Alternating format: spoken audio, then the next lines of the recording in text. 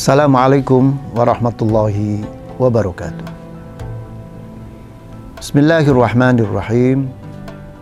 Alhamdulillahi rabbil alamin. Wassalatu wassalamu ala asyrafil mursalin Sayyidina Muhammadin wa ala alihi wa ashabihi ajma'in. Qala Allah Ta'ala fi kitabihil karim. A'udzu billahi minasyaitonir rajim. Bismillahirrahmanirrahim. Ya ayyuhalladzina amanu kutiba alaikumus syiyam kama kutiba alal ladzina min qablikum la'allakum tattaqun. Pemirsa WM Channel yang dirahmati Allah Subhanahu wa taala.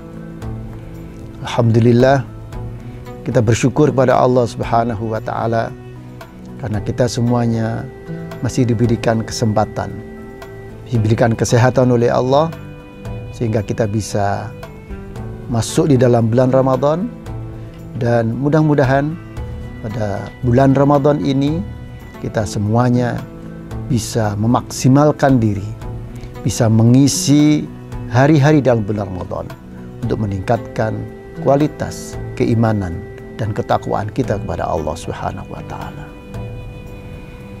Pemirsa WM Channel yang dirahmati Allah Subhanahu wa taala.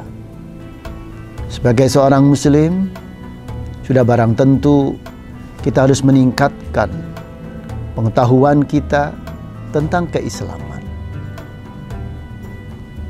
Pada saat ini Allah Subhanahu wa taala memberikan kemudahan-kemudahan untuk kita semuanya mempelajari Islam, dan pada akhirnya kita berusaha dengan mempelajari itu kita bisa mengamalkan apa yang kita pelajari dalam kehidupan kita. Hari-hari ini media sosial bagian dari fasilitas yang memudahkan kita untuk mengkaji agama Islam. Kalau dulu orang belajar agama Islam harus datang pada satu forum, menemui seorang guru, dan seterusnya dan seterusnya. Tapi saat ini kita diberikan kemudahan-kemudahan untuk mempelajari agama Islam. Akan tetapi ada beberapa hal yang patut untuk kita jadikan pertimbangan. Bagaimana sebaiknya seorang muslim belajar agama melalui media sosial. Yang pertama, bahwa ketika kita belajar agama Islam, satu prinsip yang harus kita fahami bahwa Islam adalah agama yang rahmatan lil alamin. Islam adalah agama yang memberikan rahmat bagi seluruh alam ini. Prinsip ini harus menjadi pegangan kita semuanya.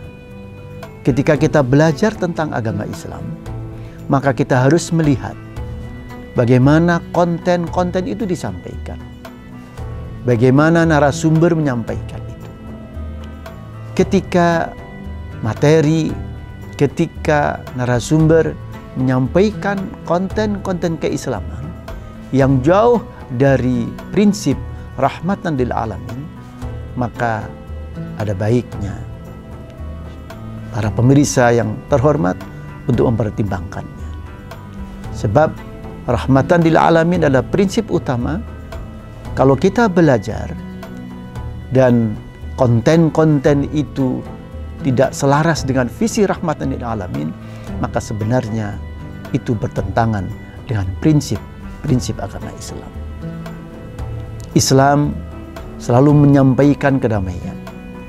Tetapi kalau kontennya suka menjelekkan orang lain, menyalah-nyalahkan orang lain, membid'ah-bid'ahkan orang lain, maka ada baiknya dipertimbangkan dan kemudian mencari referensi-referensi yang lain. Yang kedua, pemirsa WM Channel yang dirahmati Allah Subhanahu wa taala, ada baiknya ketika kita melihat satu konten tertentu di media sosial, mari kita kembangkan literasi kita untuk mengetahui siapa dan bagaimana latar belakang para narasumbernya. Ini menjadi penting karena tidak bisa dipungkiri bahwa standar yang hari-hari ini menjadi penting bagi sebagian orang adalah berapa viewer yang ada. Dia tidak melihat apakah yang bersangkutan memang kompeten di bidangnya. Dia tidak melihat bagaimana latar belakang dia. Tapi yang penting kadang-kadang adalah mereka melihat bagaimana menyampaikannya, bagaimana retorikanya, bagaimana kemenarikannya, sehingga kadang-kadang itu mengalahkan substansinya. Salah satu contoh yang barangkali perlu kita renungkan bersama. Seorang dokter, maka ketika dia tidak mempunyai sertifikasi tentang dokter, tidak mempunyai kompetensi tentang dokter, maka pada dasarnya dia tidak boleh melakukan tindakan-tindakan medis. Kalau dia melakukan tindakan medis dan itu beresiko adanya malpraktek.